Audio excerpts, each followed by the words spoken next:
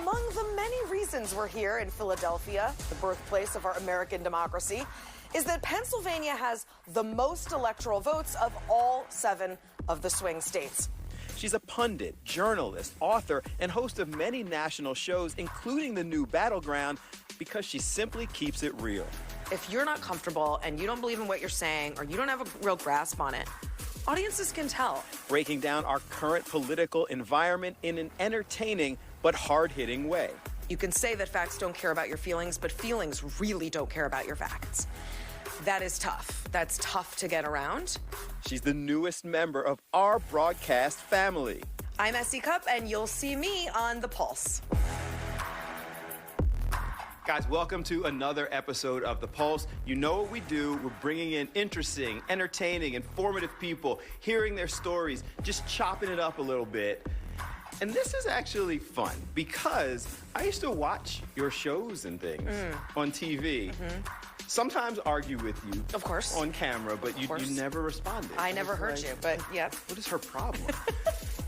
Cupp, who is the new host of Battleground, political commentator, contributor, journalist. You got a lot of titles. I know. And social media, like, star. Maven? Is that I like what we're Maven. Going with? Yeah. You like Maven? It's funny because I'm actually not, and I was just having a conversation with like a well-known journalist who's trying to get me to punch up my social media. And I'm like, I did not go to college for coding, sir. I'm not a scientist. But no, I'm actually, I'm trying to get better at social media, but I'm an old. No, you're having fun. Are those the glasses? You did like a get ready with me glasses thing. Well, those so are I just one of got the new pairs. glasses, and Like these 4 are one of pairs. them, and I'm keeping them because I love them. Those are cool. There aren't many glasses I don't like. Like, they have to look really weird on me for me to not like them. So yeah, I'm keeping these. I got good feedback on the glasses try-on. and the social media post.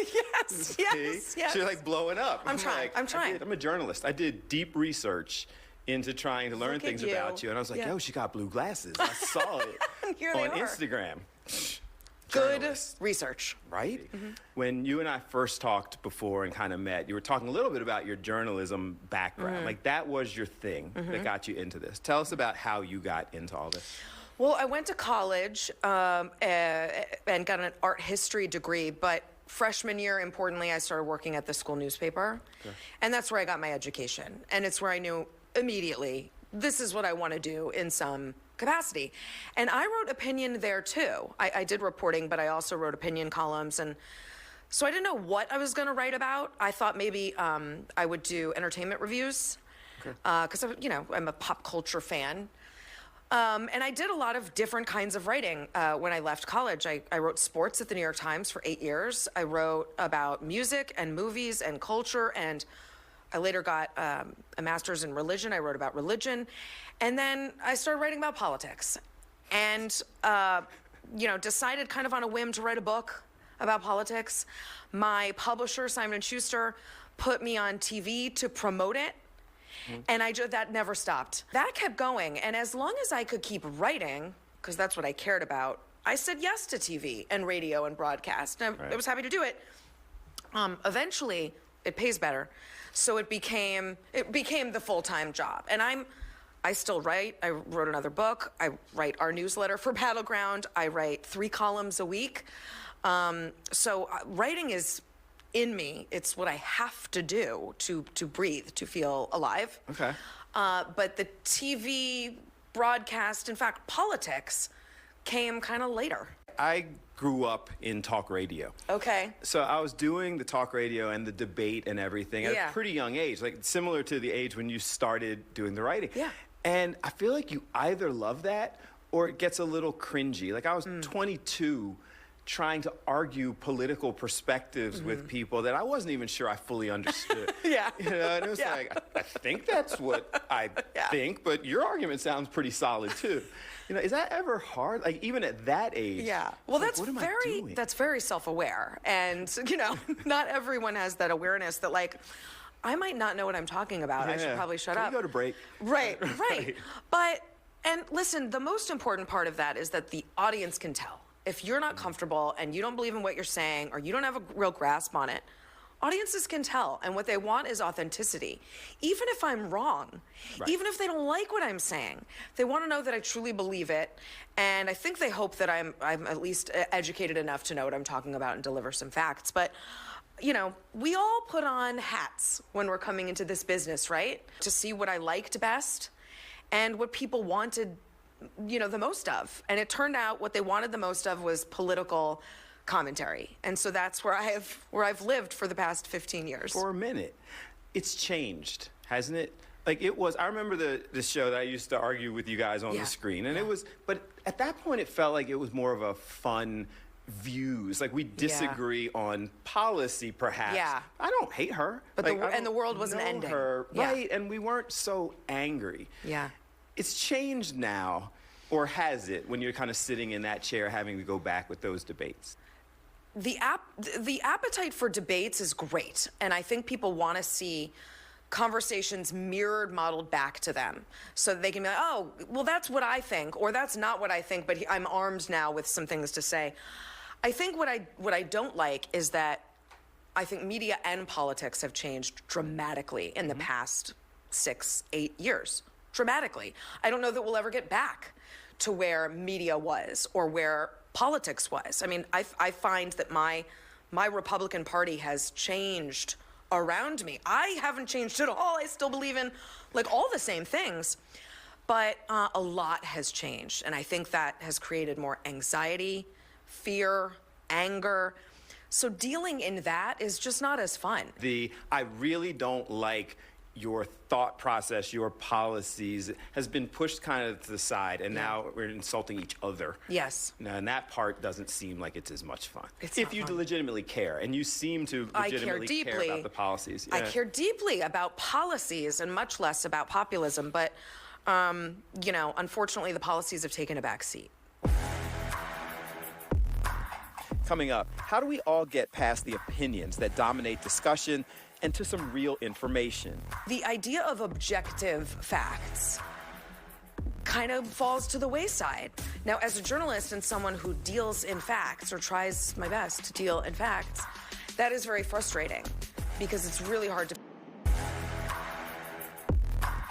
Housing affordability and housing availability are big issues this cycle, but they often get lost in the mix of other hot-button issues.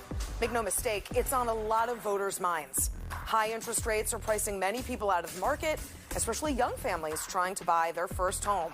All the stuff I just said about the media landscape, we get to leave behind at Battleground because it is so journalism and politics focused. We have a very narrow mission to look at the swing states and not opinions inside them, but voters. Voters. So no pundits, no yelling, no debates. We get to tell you through our terrific reporters in all of these battleground states what's happening on the ground. No spin, no conjecture, no hypothesizing, no invention. So this has you energized, loving this. Totally. Loving this. Appreciating this. I'm humbled I get to be a part of this. I can't believe someone hasn't done this before because it's so good and smart and right. So I just feel incredibly lucky. What is Battleground in a nutshell? Yeah, so it's right now a weekly show. It's going to be a daily show come August 12th, but it's a weekly show that deep dives into the 7 swing states and what voters on the ground there are thinking about the issues, what matters to them. And that varies state to state. It also varies inside the state. So voters in Flint, Michigan might have different priorities than voters in Bloomfield Hills. I know that because I used to live in Bloomfield Hills. It's a nice town. So, you know, having reporters on the ground who know these states intimately, know all the corners, know all the voting demographics, the geography, and what matters to them is so crucial to telling these stories so that maybe we can get a more accurate picture of how these states are going to vote instead of in November being surprised, like, oh, how did that happen? Can something like this, like Battleground, or is even the hope that something like Battleground can kind of get people back to the fact that we should be talking about how the collective we becomes better. Yeah. The collective society learns from each other, interacts with each other. Let me tell you about Battleground. It is not going to make you angry or afraid. Okay.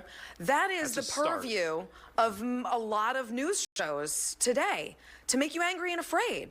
I say that being on a lot of these shows.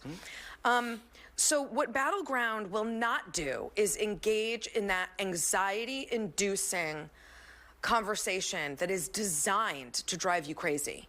So hopefully Battleground calms you down a little bit, but hopefully it also educates you and informs you about what's actually happening on the ground. Not, opinions from pundits sitting in Washington or New York City, but what's actually happening. And then at least we can say, okay, well, I'm not in one of these battleground states, but I feel more connected as an American to my neighbors in Michigan or Wisconsin or Nevada. I feel connected to them because I know more about them and I know what is bothering them right now, what's on their minds. I think that's important. Has it been hard at all? Because you wear different hats. Like for years you were talking about somebody makes the point and your job was to push back against that point. Have there been any times yet where you're sitting back going, I did it. Oh wait, I'm not supposed to. It's funny. I find it more enjoyable and easier for me to do the straight down the middle kind of conversation where I'm just listening to people and then asking what I think are good questions to follow up. That's easier for me than the opinion stuff I've done for 15, 20 years. Right. So actually putting on this hat has been a joy, an absolute joy. So you're not going in there with the concept of I'm supposed to try to win. No, which is such a relief. Right? The pressure is off. This actually isn't about me at all, which I love. It's kind of about you. Like you're No, driving the show. It's not. But your personality is driving the show. Like it is, and I don't mean it's not about the content is not necessarily it's not about my you opinion. And what you think. Right. But you are driving the show, hopefully, with that positive energy and encouraging people to want to participate. Well, I like that. That's a good way to put it, and I hope that's right. I hope that's right. We are journalisming is so hard right now. Right? No, I like that. Yeah, I'm comfortable with that. But it is not about me and what I think and what I believe and what I want, and that's a relief, honestly. The term alternative facts became a thing. Yeah. Do they even exist anymore? Just it's the crazy. Straight down the middle? Because now, based on our political affiliation or thought process, we'll argue what's an actual fact. Yes. And these alternative facts, I would call them, in some cases, Lies? conspiracy theories or lies. Right. And they're on both sides. Yes. I'll be honest. Have a way of becoming fact. When someone with a big enough microphone says it enough, people believe it to where it is a fact in their mind. And it recalls the Seinfeld, George Costanza, it's not a lie if you believe it. Right. They don't think it's a lie. It's at a point, again, either side, whatever we're talking about, where it is true to them. And the idea of objective facts kind of falls to the wayside. Now, as a journalist and someone who deals in facts or tries my best to deal in facts, that is very frustrating because it's really hard to penetrate. You can say that facts don't care about your feelings, but feelings really don't care about your facts. That is tough. That's tough to get around. And you listen, Biden's facing that when he talks about the economy and the numbers being really good. People do not feel that way. No. And he should not tell them that they're wrong to feel that way.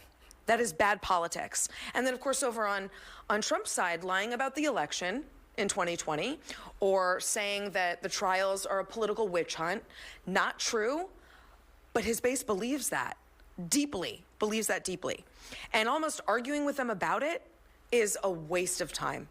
So it's a new world of trying to massage all of that. And, you want to take it in, you want to hear people and understand people, but you also don't want to go along and feed into the conspiracy theories and lies.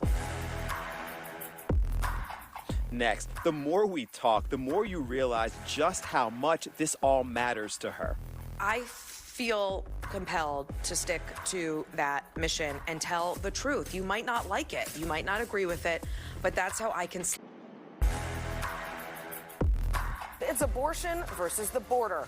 How two of the most contentious issues in this election are playing out in the key swing state of Arizona. But this is a real task that this show has taken on, understanding where we are as a society and trying to get back to the... Because what you just said on both sides, you talked about President Biden and the economy.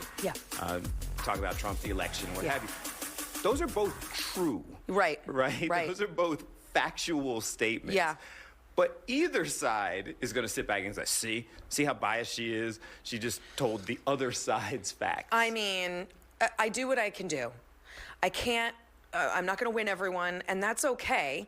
But I feel compelled to stick to that mission and tell the truth. You might not like it. You might not agree with it, but that's how I can sleep at night. That's how, for all intents and purposes, left the Republican Party. Because I have to be true to what I believe in. And the odd thing is, I'm probably more conservative than most Republicans in Congress today. Right. Because I care about the debt and the deficit. I still care about national defense. I care about tariffs. All these things that they decided don't matter anymore. It's wild. But I call balls and strikes now. I call Republicans out. I call Democrats out. I think they're both messing up big time now. This debate was a dumpster fire. And how you could want either of these guys or have confidence in either of these guys is beyond me. I love that you and your show can say that. Because it's just not something... Like, I sat back and watched that debate and was text messaging with my brother, who worked on Capitol Hill for years. Okay. And I texted him and I said, I feel like the rest of the world is watching going, really? These are the two best that you can put out there? Yes. It was just like, and that wasn't even criticizing either one. Right. It was criticizing both. It's like, the state of American politics. Got, yes. To go out there. Yeah. I love we can potentially, like, you're just telling the truth. And most of the people watching it, you're scared to admit it. Yeah. But I think most of the people watching it had the same They saw it the same way. I mean, there was one way to see it. It was bad. Yeah. It was bad. And not just for Joe Biden. It was bad. And I think it relates directly to people's disenchantment with the two parties. Battleground. Yeah, okay. Getting to August is going to be a daily show. Is the hope that it then continues past the election? Because we're still going to need discussion about what now and what goes forward. Like, is that the hope? It's definitely my hope. I hope this experiment works. I hope people love it and then want more beyond an election year. And maybe the scope and purview expand a little bit beyond the swing states, or we're looking at which states are moving where we're still going to be issues oriented. But yeah, I hope it goes well past the election. I think touching base with voters around the country will always be important. And if we're telling politics through this kind of lens, then I think we're going to be better informed and more connected as a country. So yeah, that's what I'm hoping for. Coming up, listen, personal responsibility is a challenge for all of us. So how does SE deal with it? To be honest, even if you're calling out your own side. And that was hard for me, but I'm there. Now back to election disinformation, an issue that has an outsized effect on non-English speaking voters. And here in many of our swing states, that means the Latino community. You're going to continue writing more books. Yes, I am. Are you really? Yes, the book I'm working on now is very different. It's actually about mental health. Okay. And the news through the lens of mental health, because it's done a number on mine, I'll tell you, and I'm not alone. Just because I cover it from the inside doesn't mean the news isn't hurting you too from the outside. So yeah, I've been working on that, and that's taking much longer than my other books about politics. It's about me. To task. I mean, I like a challenge, but yeah, so I'm working on that now. Juggling several jobs and a family and commuting and all of it. The show's whole theme and concept is use your voice for good. Like, that's the tagline of the show. So we asked everybody, what does that phrase, use your voice for good, mean to you? Well, it's changed over time. I thought I was going to use my voice for good as a representation of the First Amendment and freedom of speech, and that meant speaking my mind on political issues. Over time, it's come to mean more personally, to be honest, even if you're calling out your own side. And that was hard for me, but I'm there now. And then finally, like this sort of final iteration, using my voice for good, is talking very openly about mental health and sharing my struggles, because that helps take it out of the shadows and end the stigma. I think we all need to be talking more about our mental health. So that's what makes me feel good these days. I appreciate you spending some time with us. We'll Thanks all for be having watching me. Battleground. Great. This will be cool. Thanks. And other stuff, but mostly Battleground. Okay, great. Sounds good. Thank you. Guys, thanks so much for watching another episode of The Pulse. Today with S.E. Cupp, sharing her experiences. It was actually pretty eye-opening. She's doing a lot of the things that I aspire to see society doing in terms of our evolution, our development, our political awareness. So I appreciate her spending some time with us. I encourage you to check out Battleground whenever you can. I also encourage you to go check out all places podcasts are available. You can hear the entire unedited interview with S.E. Cupp. You also can go over to Fox Local. All of our episodes of The Pulse are right there at your fingertips for you to check out on demand. I thank you, as always, for spending some time with us, and leave you, as I always do, reminding you whenever you can to use your voice for good, and have a good one.